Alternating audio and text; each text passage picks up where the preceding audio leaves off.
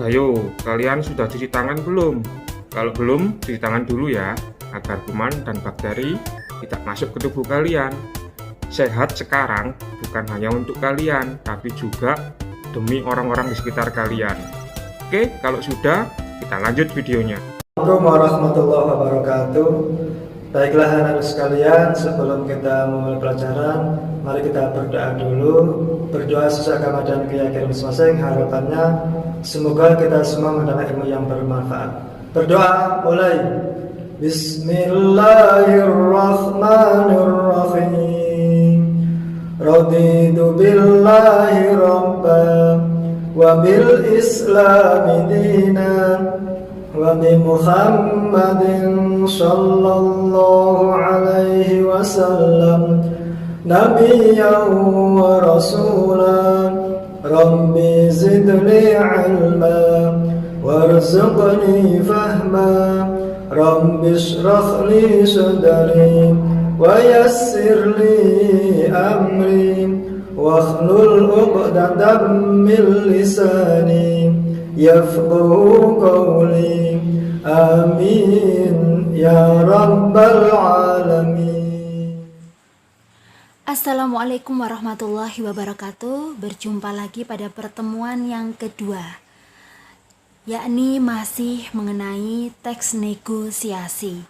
Tetapi kali ini kita akan mempelajari struktur dan kebahasaan teks negosiasi. Sebelum Ibu menjelaskan materi apa saja struktur dan bagaimana kebahasaan dari teks negosiasi, sebaiknya kalian simak terlebih dahulu video berikut ini. Transaksi jual beli antar pihak. Pembeli membayar uang dan penjual memberi dagangannya kepada pembeli. Bang, berapa harga sekilo apel ini, Bang? 30.000 Bu, murah. Boleh kurang nggak, Bang? Boleh Bu, buahnya besar-besar loh Bu, kualitasnya nomor 1. Iya, Bang, tapi harganya boleh kurang nggak? Kan lagi musim, Bang. 20.000 aja ya? Boleh Bu, belum boleh tapi Bu, 25.000 ya Bu, biar saya dapat untung Bu. Baiklah, tapi saya boleh milih sendiri kan, Bang? Silakan Bu, tapi jangan sampai jatuh, nanti jadi busuk, saya yang rugi. Iya, Bang, yang penting saya dapat apel yang bagus dan tidak busuk. Saya jamin Bu, beres. Kalau ada yang busuk boleh ditukarkan. Wah, baiklah, saya ambil 3 kilo ya, Bang. Nah, itu tadi adalah contoh dari transaksi antara penjual dan pembeli yang ada di pasar. Seorang ibu yang ingin membeli sebuah apel, tetapi bisa membeli banyak tetapi dengan harga yang terjangkau, sehingga dia melakukan pengajuan penawaran agar mendapatkan persetujuan dari penjual.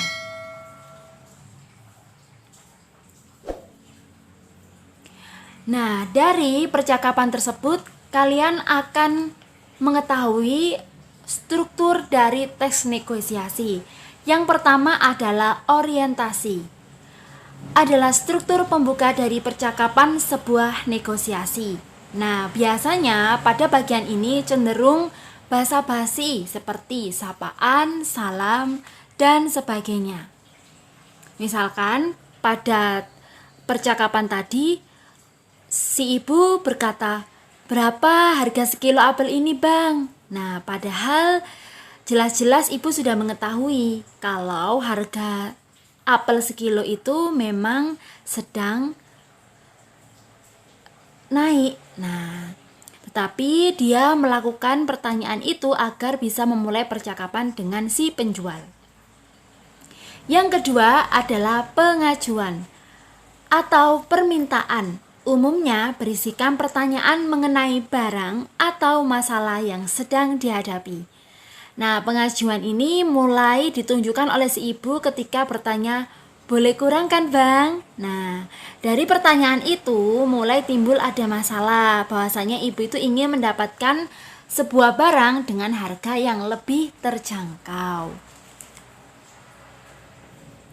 Yang ketiga adalah penawaran. Adalah inti dari negosiasi. Di bagian ini terjadi proses tawar-menawar antara kedua belah pihak, yaitu antara si ibu atau pembeli dengan si penjual, dengan mengajukan beberapa usulan yang akan menguntungkan. Di bagian ini menjadi titik kemunculan atau awal mula terbentuknya sebuah kesepakatan. Nah, seperti antara tadi ibu setelah bertanya boleh kurang kan bang? Kemudian si penjual mulai memberikan penawaran, oh belum boleh bu, buahnya besar-besar, kualitasnya nomor 1. Nah, dari kata buahnya yang besar-besar dan kualitas nomor 1, itu adalah bentuk penawaran yang diajukan oleh penjual kepada si pembeli atau si ibu agar lebih mempertimbangkan permintaannya.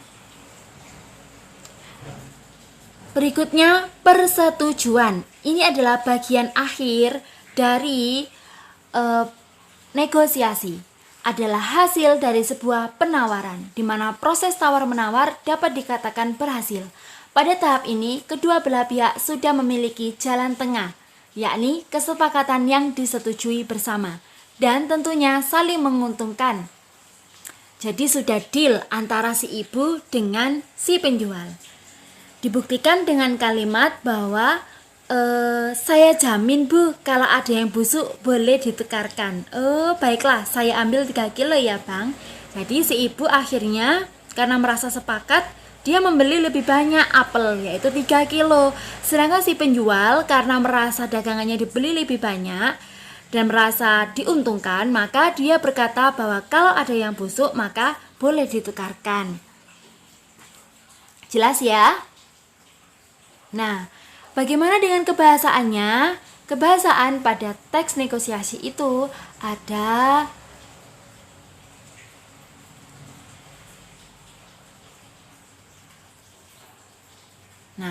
kalimat persuasif, sebuah kalimat yang berisi himbauan atau ajakan secara halus agar lawan bicara bersedia mengikuti kemauan yang disampaikan oleh penutur kalimat tersebut.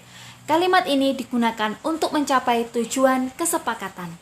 Kalau pada contoh video percakapan antara pembeli dan penjual tadi, maka kalimat persuasifnya dapat ditemukan pada penjual, yakni buahnya besar-besar dan kualitasnya nomor 1.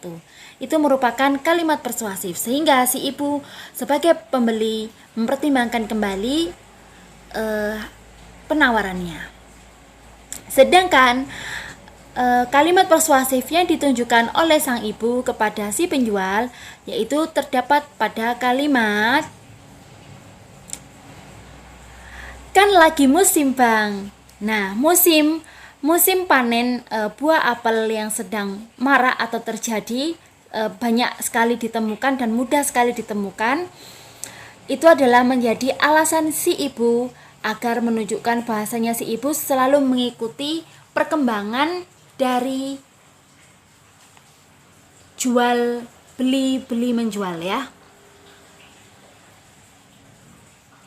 Nah, yang kedua yaitu kalimat deklaratif. Sebuah kalimat berupa pernyataan dan bersifat fakta atau opini. Kalimat ini digunakan untuk menginformasikan keinginan partisipan atau keinginan mitra tuturnya atau lawan bicaranya. Bisa berisi fakta, juga bisa berisi opini. Berisi fakta misalkan yang ditunjukkan oleh si ibu, kan lagi musim bang, itu merupakan fakta. Sedangkan opini ditunjukkan oleh si ibu sebagai pembeli adalah ketika ibu berkata bahwasanya yang penting saya dapat apel yang bagus dan tidak busuk. Itu adalah kalimat opini atau keinginan yang ditujukan kepada si penjual agar tidak memberikan barang yang busuk. Yang ketiga yakni kalimat interrogatif. Kalimat yang memiliki pengertian yang di dalamnya mengandung pertanyaan. Kalimat ini digunakan untuk menanyakan informasi tentang hal yang sedang dinegosiasikan. Kalimat interrogatif.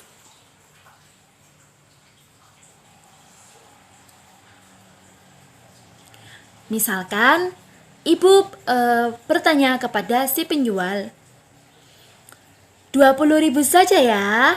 Nah, merupakan kalimat informasi bahwasanya ibu menginginkan harga 1 kilo dari apel yaitu 20.000 saja. Tetapi, kalimat itu juga merupakan kalimat tanya agar si penjual mengiyakan atau menyetujui hasil dari penawaran si ibu. Yang keempat yakni ungkapan kesepakatan.